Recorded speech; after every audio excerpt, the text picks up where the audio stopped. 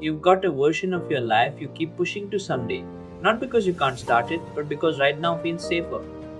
That word is doing a lot of quiet damage. There was a guy with a Microsoft badge, a fat salary, and a title everyone in his family bragged about. He gave it up to sit in traffic and study taxi stands. His own circle thought it was a breakdown, not a business plan. Nobody hands you permission to walk away from certainty. You either take it or you don't. You wake up, do the job that pays, and tell yourself the real thing starts once things settle down. Things never settle down. That's not a coincidence, it's the design of comfort. He built real engineering skill at a company that could use 1% of it and still call it a good year. Skill sitting unused doesn't feel like waste, it feels like security. He kept hailing cabs that never showed up or overcharged him. The same broken ride day after day. You walk past your own broken ride every day too and call it normal. I work at a big company had turned into who he was, not just what he did. Once a job becomes your identity, quitting it feels like erasing yourself. His parents were proud, his friends were impressed, and that applause quietly became the reason to stay. Getting praised for the safe choice makes the safe choice feel like the smart one. 40 plus hours a week went into someone else's roadmap, someone else's product, someone else's win. You can be exhausted every single day and still have built nothing that's yours. Every year in the safe seat, the exit gets more expensive. A mortgage, a bonus vesting, a lifestyle built on that paycheck. Waiting doesn't make leaving easier, it makes leaving cost more. It never says, I'm scared. It says the market isn't right. I need more savings. Next year makes more sense. Fear is fluent in the language of responsible planning. It's not failure itself, it's what failure says about you in a room full of people who expected you to win quietly and predictably. That's a fear of judgment, dressed up as caution.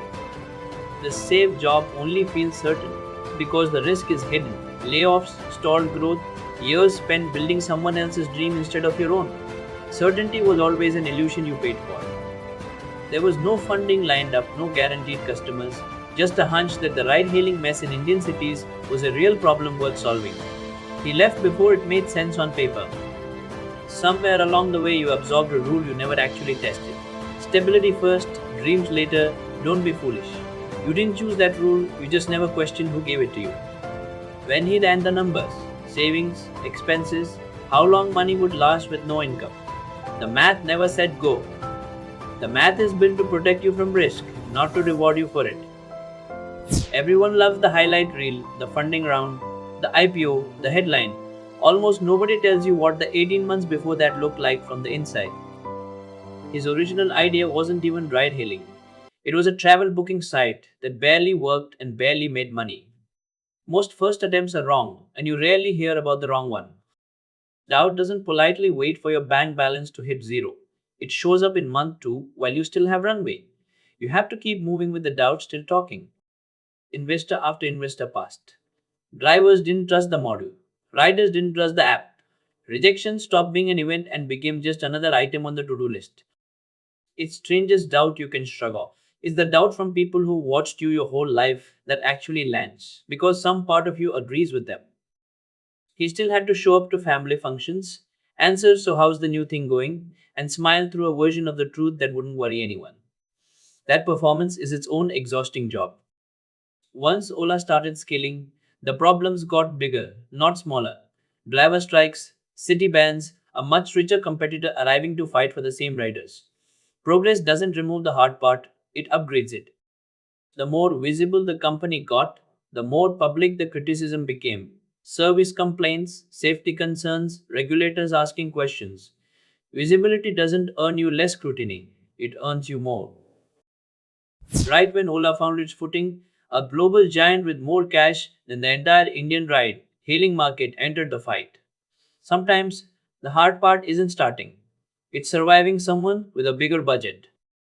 Cash was leaving faster than it was coming in month after month, while investors watched the runway shrink. Believing in the mission doesn't slow down how fast the money disappears. Layoffs happened. People he'd personally convinced to leave stable jobs and bet on this had to be let go when the numbers demanded it. That decision doesn't get easier with practice.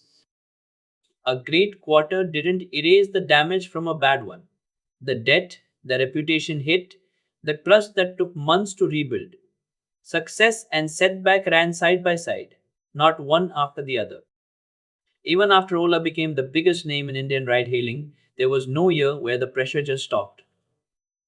The next fight, profitability, IPO scrutiny, new competitors, was already waiting. You'd think being the one making the calls would feel powerful. Mostly it felt isolating. Decisions nobody else could make for him, consequences nobody else would carry. Your safe path isn't protecting you from struggle, it's just picking a quieter, slower struggle instead. Both roads cost you something, only one of them is yours. He didn't wait for the perfect model. He started with a broken website and fixed it in public, in real time. A plan finished on paper is still zero real world data. Bad taxi rides seemed like a minor annoyance to everyone except the one person who decided it was worth fixing. What looks small to others is often just something you haven't taken seriously yet. The Microsoft job proved he could execute. It never proved. That was the biggest thing he was capable of. Your resume tells you what you've already done, not what you're limited to. He wasn't smarter than every competitor in that market. He simply stayed in the fight longer than most people were willing to. Talent gets you a seat. Staying gets you the outcome. He didn't wait to feel confident before acting. The confidence showed up after the first real step, not before it. You're allowed to be scared and still move. The louder the criticism got, the more it meant people couldn't ignore what he was building anymore. Silence, not criticism, is what a truly irrelevant idea gets. Investors didn't fund the idea, they funded the version of it that was already working with real drivers and real riders. Belief comes after you show something real, not before. He didn't storm out of Microsoft in a blaze of defiance. He just quietly decided the ceiling there wasn't the one he wanted. Living well doesn't require burning the bridge behind you. Every habit he built, solving one city's taxi problem, talking to drivers, fixing complaints personally, is what let the company survive scaling to dozens of cities. What you build small is what carries you big. Comparing your unstarted idea to his finished company is comparing a seed to a harvest. Every big result you're impressed by started exactly where your idea is right now. Some small broken thing you notice constantly and assume is just how life is. That irritation is data. It's telling you exactly where your attention already lives. Whatever the safe, respected, approved of thing is in your life. The job, the degree, the path, everyone nods at. That's your version of his badge. It's not wrong. It's just not the whole story. Think about the last time something you tried actually failed. You're still here. The thing you're avoiding starting has already happened to you once, and it didn't end you. Notice which choices in your life get nods of approval and which get silence or worry. The ones that worry people are usually the ones that require you to actually change. You've been treating not yet like a fact instead of a feeling.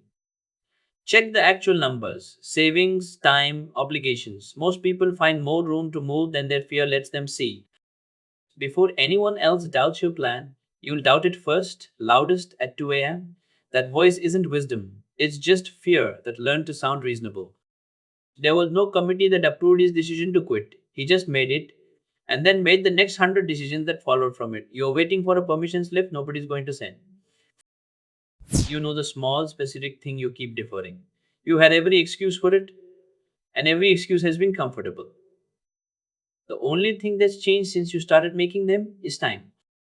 Not five goals. One, the oldest somedays on your list. Name it honestly today before you close this tab.